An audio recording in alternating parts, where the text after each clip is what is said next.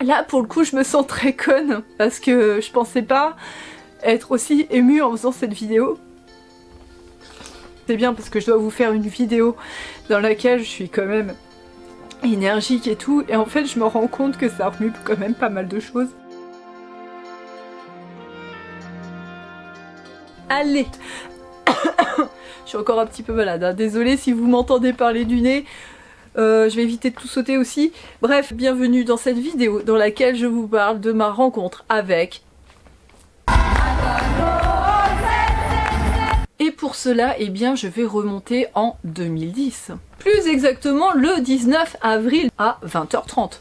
Ce fameux jour, nous sommes en catégorie or avec Émilie qui a trouvé les billets, puisque Émilie est une grande fan depuis toujours de Dorothée. Notre génération, on a tous été bercés eh bien, par cette émission, avec toute cette équipe qu'on aimait retrouver à l'époque sur TF1. Avant ça, il y avait eu quand même aussi Récréa 2, j'y reviendrai plus tard dans la vidéo puisque j'ai fait une petite biographie sur Ariane, vous verrez. Mais après l'arrêt du Club Dorothée, j'avoue, bon moi j'étais déjà ado donc je regardais plus trop, c'était plus trop mon kiff. Mais j'ai quand même été perturbée de ne plus les voir à la télé parce qu'il faut savoir qu'ils ont eu un temps d'antenne extraordinaire. C'était, et c'est encore d'ailleurs aujourd'hui, l'émission qui a connu le plus d'antennes dans la semaine, quoi. Je veux dire, c'était tous les jours le Club Dorothée, hein. C'était du lundi au dimanche, vacances comprises. On partait à l'école, il y avait le Club Dorothée à la télé, quand on rentrait de l'école, il y avait le Club Dorothée à la télé, quand on était en week-end, il y avait le Club Dorothée à la télé, c'était notre programme quotidien, quoi. Forcément, toute cette équipe d'animateurs est restée ancrée à jamais dans nos souvenirs d'enfance. En plus, c'était nos animateurs à nous, les jeunes de cette époque. C'est quand même triste de voir que les jeunes d'aujourd'hui n'ont plus cette chance d'avoir leur propre animateur. Au quotidien, s'adresser à eux, il y avait des jeux, il y avait des cadeaux, on était membres, enfin voilà, il y avait quand même plein de choses. Nous étions aussi par la même occasion une communauté, puisqu'il n'y avait pas de réseaux sociaux, donc forcément de pouvoir un jour voir ces personnes-là en vrai, ça réveille un tas de choses. En sachant qu'en 2010, bon j'étais déjà adulte, hein, Émilie aussi, parce qu'on a le même âge hein, quasiment. Émilie depuis tout ce temps est restée méga fan de Dorothée. On avait eu l'occasion de la revoir à la télé, puis à la Japan Expo en 2008, j'ai été à une de ses séances de dédicace, elle est venue, j'ai d'ailleurs fait une énorme surprise à Émilie cette fois-là, mais ça je vous le raconterai plus tard. Et là, autre grosse surprise, Émilie qui me dit je vais nous prendre des places pour aller voir Dorothée en concert. Dorothée en concert, Dorothée est de retour. Je m'étais pas du tout préparée à ça. J'étais très loin de me douter. D'ailleurs on me l'aurait dit quand j'étais gamine, tu vas aller voir Dorothée, mais ce sera en 2010. Dans le futur. Donc j'irai voir Dorothée sur un overboard en fait. Étant gamine, je me serais automatiquement imaginé tout ça avec mon jean à l'envers et mes Nike avec un autolassage, enfin bref. Et... En l'an 2394. Là on est parti. À Paris, c'était la grande aventure, on a passé toute l'après-midi à nous balader, tout ça. Et là on arrive à l'Olympia. L'Olympia c'est quand même une salle particulière, d'autant plus qu'il y a ce fameux affichage. Et là tu réalises que oui, ça y est, je vais rentrer dans l'Olympia pour la première fois, puisque moi c'était la première fois que je mettais les pieds là-bas aussi. Et pour la petite histoire, c'est aussi là-bas que Dorothée s'est produite sur scène pour la toute première fois. On savait qu'il n'y aurait pas que Dorothée qui ferait son grand retour, puisque on avait vu sur les réseaux sociaux des photos et autres vidéos circuler, donc on était vraiment impatientes. Donc toutes ces personnes-là, enfin du moins une partie de l'équipe, on savait qu'on allait tous les revoir. Surtout qu'Émilie, en plus de ça, nous a eu des super billets, hein. On était en catégorie 1 or, on était quand même relativement près de la scène. Vous savez que l'Olympia c'est les places assises, et je vous avouerai une chose, c'est que pour la première fois depuis le temps que je fais des concerts, je ne me suis jamais autant éclatée. C'était énorme, c'est-à-dire qu'on n'est pas resté assis. Tout le concert, on l'a passé debout, à sauter, chanter, crier, taper des pieds, taper des mains, voilà. Ceux qui connaissent bien les concerts de Dorothée, vous savez de quoi je parle. On est revenu à l'état d'enfant, et on s'est mis à chanter à tue-tête les chansons qui nous revenaient automatiquement parce qu'on les a tellement entendues, réentendues. Bah on s'est retrouvés à chanter et dire « Ah mais je m'en souviens !»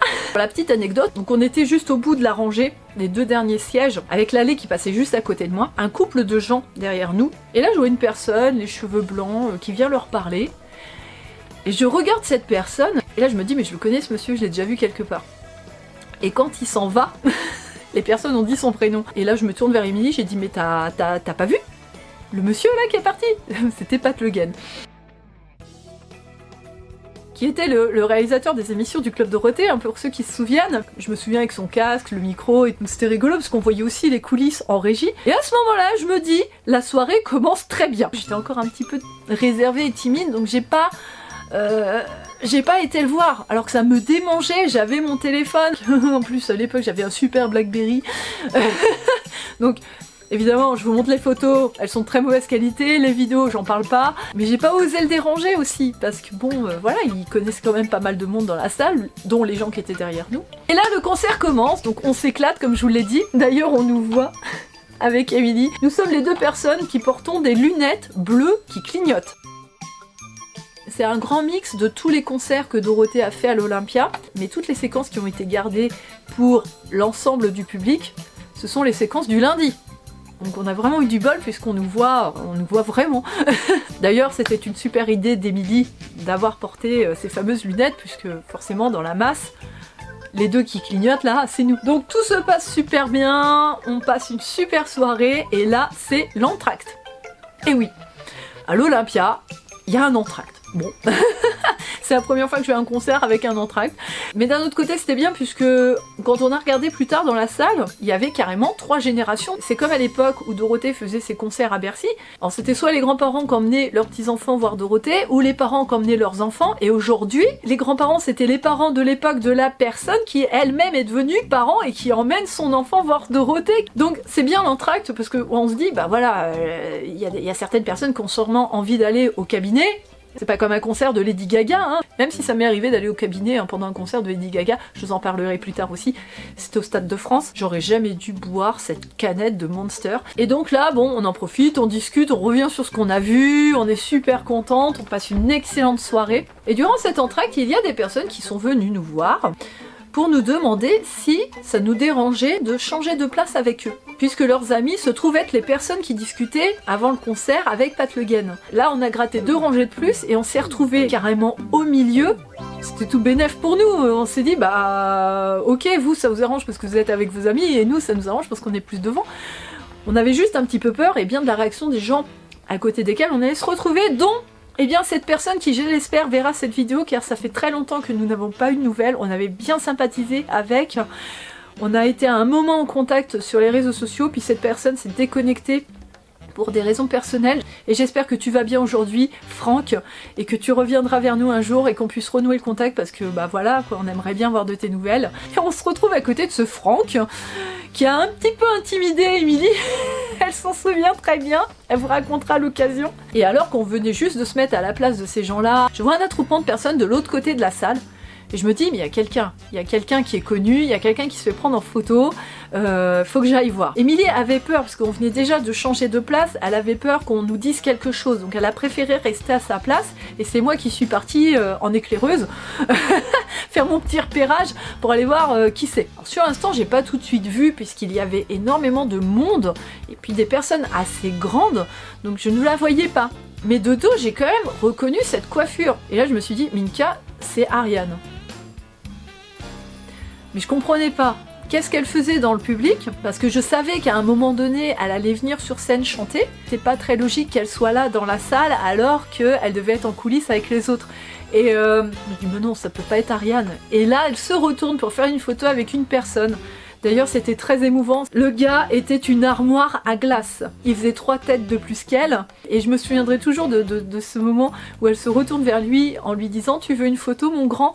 À ce moment-là, ce grand gaillard a fondu littéralement en larmes. Et là, excusez-moi, l'émotion commence à monter. Et putain.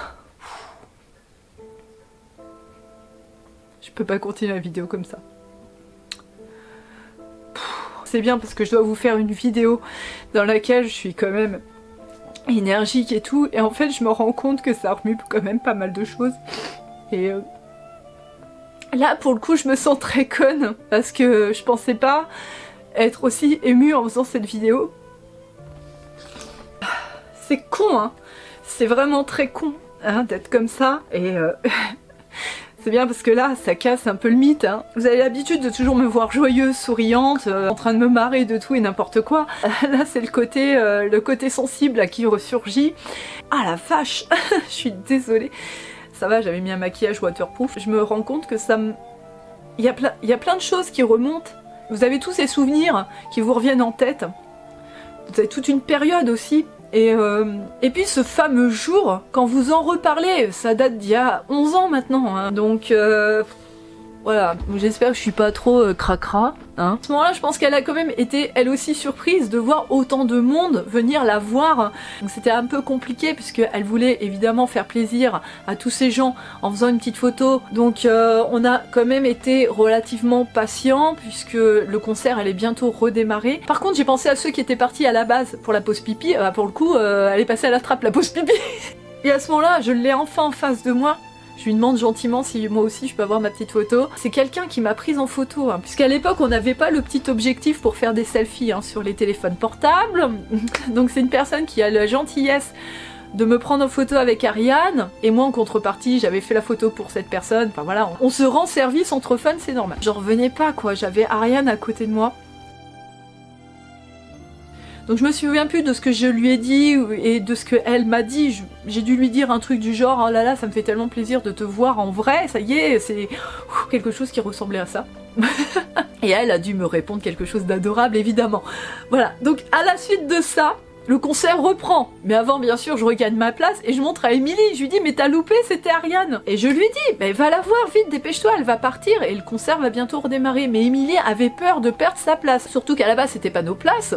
Bon après je lui dis mais y a pas de problème, moi j'y étais, vas-y. S'il y a un souci, voilà, les gens sont pas cons quoi, si on leur explique ils vont comprendre. Elle avait peur aussi que le concert redémarre et qu'elle puisse pas regagner sa place. Donc elle était évidemment dégoûtée. Le concert redémarre, on continue à passer une soirée extraordinaire, un moment inoubliable. À la fin du concert, on a fait, eh bien comme tous les enfants de l'époque, à la fin d'un concert de Dorothée, on a amené des cadeaux pour Dorothée avec un message. Et bien sûr, nous n'oublierons jamais ce souvenir qui a été immortalisé ici. Il y a une vidéo sur YouTube aussi, dans laquelle on voit eh bien, Dorothée faire ce fameux bisou sur la main et nous caresser la joue à toutes les deux. Et là, pour la première fois de la soirée, je me suis, comme tout à l'heure, effondrée en larmes. J'étais face à la scène en train de pleurer jusqu'au moment où j'ai vu une caméra tourner vers moi et je me suis dit « Oups, la boulette !» Puisque bah voilà, c'était les caméras pour le DVD. Bon ça va, ils ont pas gardé la séquence. Est-ce bien ou mal? J'y ai échappé belle quand même. Donc c'est la fin du concert, bon je vous fais quand même le petit bilan, hein. Il y avait entre autres Jackie.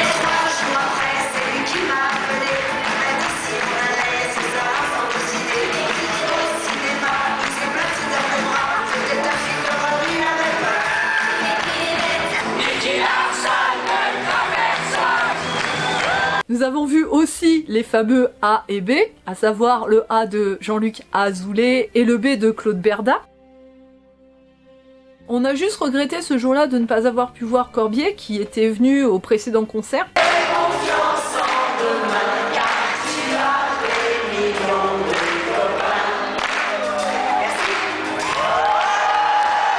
Et au moment de sortir, j'ai dans la tête exactement ce que j'ai dans la tête à la fin de chaque spectacle, concert ou autre. J'essaye de voir les personnes que l'on a vues sur scène juste avant. D'échanger au moins 2-3 mots avec eux, d'avoir un selfie et ramener un autographe, pourquoi pas. Surtout qu'on avait nos CD avec Émilie ce jour-là, puisque Dorothée juste avant avait sorti un nouvel album avec un répertoire de nouvelles chansons. Et sans le vouloir, en sortant par la sortie qu'on nous a indiquée, on s'est retrouvés juste à côté de la sortie des artistes. Je dis alors ça c'est pas mal. Sortie des artistes, en plus c'est écrit. Bah c'est là, faut qu'on se mette là et qu'on attende. On était un petit groupe, hein, on devait être à peine une dizaine de personnes, même pas, hein, on était vraiment très peu nombreux. Surtout qu'il y a une personne qui nous disait ce qui se passait devant l'Olympia et qui nous faisait la liaison entre les deux. C'est comme ça qu'on a su qu'il y avait Alizée qui était présente.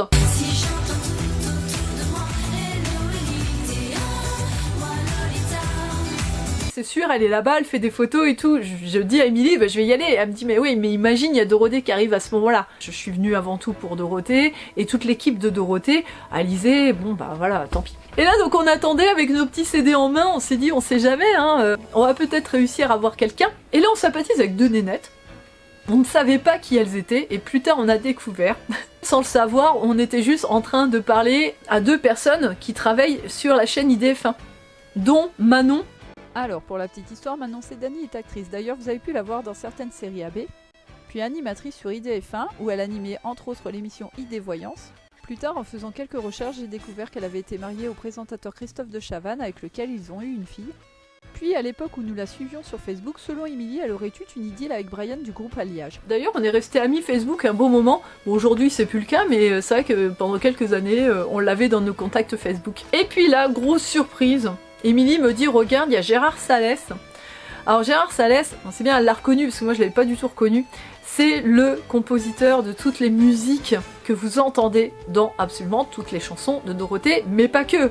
C'est le compositeur de toutes les musiques de toutes ces chansons d'AB Productions. Évidemment, c'est aussi le compositeur de cet album, en sachant qu'il était accompagné d'une personne que là, oui, je l'ai reconnu, puisque c'est l'un des Musclés, à savoir Rémi, le bassiste des Musclés, qui a été aussi longtemps marié à Ariane. Et avec les autres personnes qui étaient avec nous à ce moment-là, donc on s'avance vers eux, on commence à discuter, on sympathise vite fait, on fait des photos, tout se passe super bien. Ils ont été adorables tous les deux, surtout Rémi qui a pris le temps de parler avec nous. Et qui à un moment donné regarde son téléphone et dit « Ah tiens, Ariane vient de m'envoyer un message, elle va pas tarder ». Donc cette fois-ci, Émilie a pu faire sa photo avec elle. On a aussi pu avoir son autographe derrière la pochette du CD de Dorothée. Alors, pour Minka, Rémi, et Ariane est juste au-dessus, vous voyez. Donc j'ai pas Gérard Salès par contre. Donc forcément, on espérait voir aussi Dorothée, il y avait aussi Jackie, que j'aurais beaucoup aimé voir. Mais c'était quand même super sympa parce qu'on est rentré avec le souvenir d'avoir vu Rémi et Ariane. Pour en revenir à Ariane, qui sort un peu intimidée, faisant les photos avec nous et en dédicaçant nos CD, il y a des personnes qui lui ont demandé « Est-ce que tu peux chanter la chanson ?» Alors je sais pas si vous avez vu, j'ai ressorti certains Dorothée Magazine où justement on le voit, hein, ce fameux héros que tout le monde connaît. Mais elle était quand même gênée, intimidée, elle nous a dit « Oh non, non, pas ce soir !»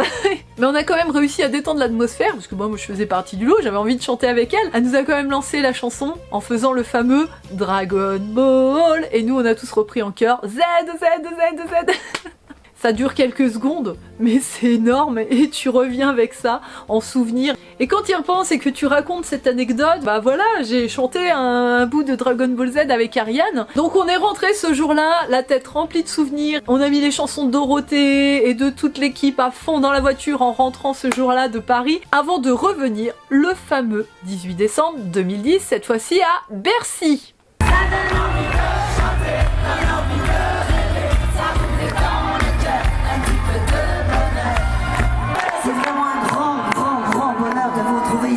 À la maison.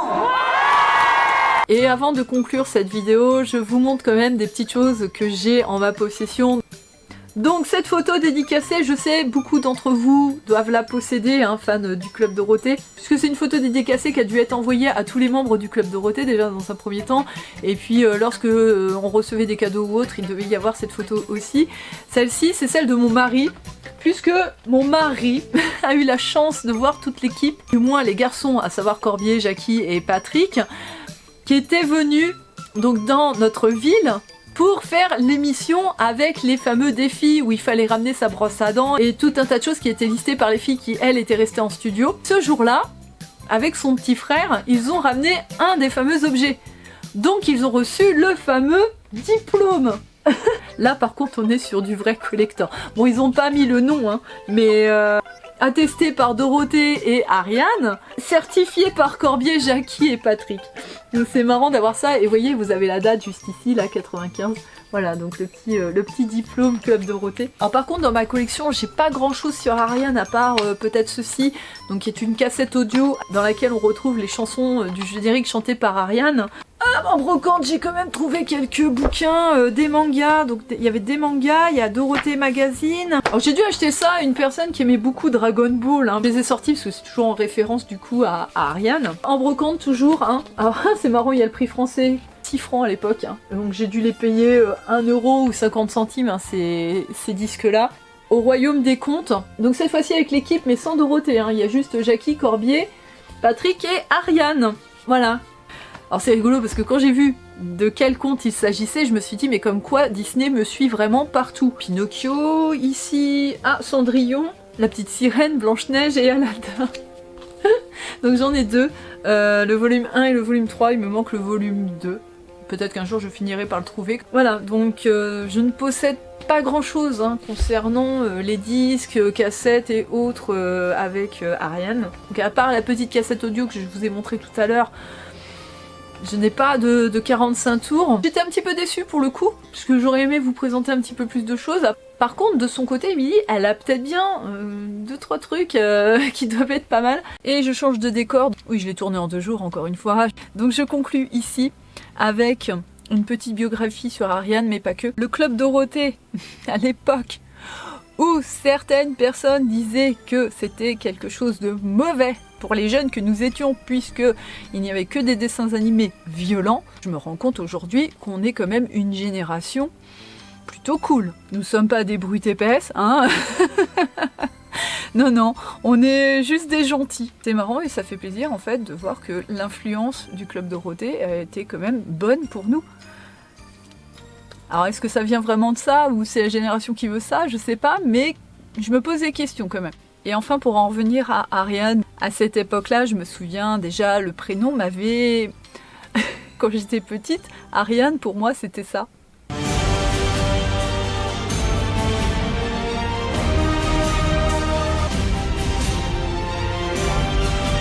Vous savez, je me suis longtemps posé la question, étant jeune, et non, c'était son vrai prénom, à la différence de Dorothée, qui, elle, s'appelle en réalité Frédéric. Ce qui m'avait marqué aussi à l'époque du Club Dorothée, ce sont les 2 fameuses années où elle est tombée enceinte, puisqu'elle a eu 2 enfants, un garçon et une fille. Elle continue à présenter les émissions en étant enceinte et même en étant à l'hôpital. Je me souviens de toute l'équipe qui lui passait des coups de téléphone.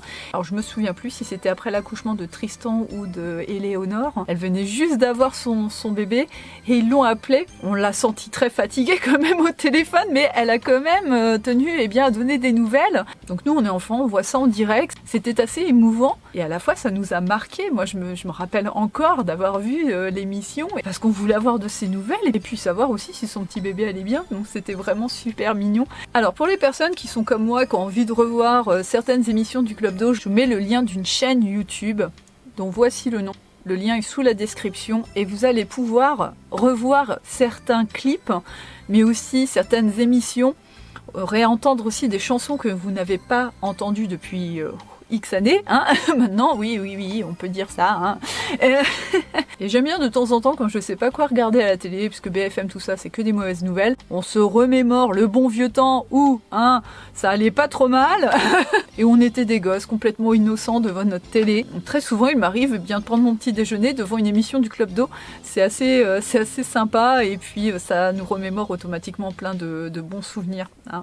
Et en revoyant certaines de ces émissions, j'ai pu constater que, à l'époque où Dorothée se préparait, répétait et autres pour ses concerts, et oui, tous ces fameux concerts à Bercy, dont je parlerai dans la prochaine vidéo, puisque cette vidéo je l'ai faite en 2 parties. Comme ça, dans la continuité, après celle-ci, vous pourrez voir la deuxième. Pendant les répétitions et autres shows de Dorothée, on avait une Ariane qui courait absolument partout, puisqu'elle devait donc présenter l'émission, s'occuper des jeux, et c'est pour cela qu'on comprend un petit peu mieux aussi pourquoi c'était une équipe et pas juste un animateur ou une animatrice. Non, c'est parce qu'il y a énormément de taf à faire. Mais en même temps, on a ce souvenir d'Ariane qui était quand même super énergique, toujours pétillante. Et ce rire, ce rire qui était mais tellement communicatif. Alors en faisant mes petites recherches, merci Wikipédia, j'ai découvert donc qu'elle était née en 1957. Quand on a un papa réalisateur et une maman actrice, on suit des cours d'art dramatique au cours Florent. Elle a fait ses débuts au théâtre en 1977 jusqu'en 1984. Elle est repérée par Jacqueline Joubert, tout comme Dorothée d'ailleurs, qui à l'époque était la directrice des programmes jeunesse. Pour la petite anecdote, c'est la maman d'Antoine de Caunes. Et qui a fait venu du nulle part ses cobras, plus vif que le serpent ses cobras. J'arrête là, sinon la vidéo ne sera jamais terminée. Et donc à cette époque-là, elle a monté cette fameuse équipe d'animateurs que l'on connaît sur Récréa 2, qui était sur Antenne 2, hein. Pour ceux qui ne connaissent pas, oui, on avait une chaîne qui s'appelait Antenne 2, et c'était la 2. Voilà, pour la petite histoire, Ariane aurait été appelée pour remplacer Dorothée qui était sur le tournage de Pile ou Face de Robert Enrico. Donc on retrouve Ariane en tant qu'animatrice mais aussi en tant que chanteuse. Cette équipe chantait pour la première fois dans les émissions Discopus. Donc on retrouve ces chansons-là dans les albums Le Jardin des chansons. Si jamais vous faites des brocantes, voilà, maintenant vous savez. Entre 1981 et 1986, elle accompagne Dorothée à l'Olympia, ainsi que dans une tournée française pour une comédie musicale. Elle fait aussi un peu de cinéma, d'ailleurs on la retrouve dans... Et elle sort son premier 45 tours en 1983. Les souvenirs les plus frais pour nous, hein, c'est bien évidemment dans le Club Dorothée entre 1987 et 1997. D'ailleurs, cette fameuse date, à la fin du mois d'août 97, ils ont arrêté le Club Dorothée. J'ai eu du mal à y croire déjà. Je n'en revenais pas de ce que j'étais en train de regarder, surtout que comme je vous l'ai dit au début de la vidéo, je ne regardais presque plus le Club Dorothée. Et il a fallu que je tombe sur cette émission-là. Et ça fait, comme je vous le disais, un énorme choc en fait, puisque c'est la fin d'une histoire. On a tous été choqués, on a tous en mémoire cette dernière émission et les larmes de tous ces animateurs. Pour le coup, on peut dire que ça a été une très mauvaise surprise et pour eux, mais aussi pour nous. Il est vrai que pendant cette période-là, il y avait aussi la fameuse série Pas de pitié pour les croissants. C'était, il me semble, le dimanche matin, qu'on retrouvait toute l'équipe, mais aussi des invités qui venaient se prêter au jeu. Alors, ils faisaient des sketchs complètement dingues. Il y a certaines blagues que je comprends aujourd'hui et que je ne comprenais pas du tout à l'époque, parce que c'est un petit peu des blagues d'adultes, hein, on va dire. Voilà, même petit, on trouvait ça dingue. Et je pense que c'était le grand défouloir en fait, hein, pas de pitié pour les croissants. Ariane aura eu quand même sa petite émission qui s'appelait Club Mini, qu'elle présentait avec Jackie. Cette émission a été diffusée entre 90 et 96.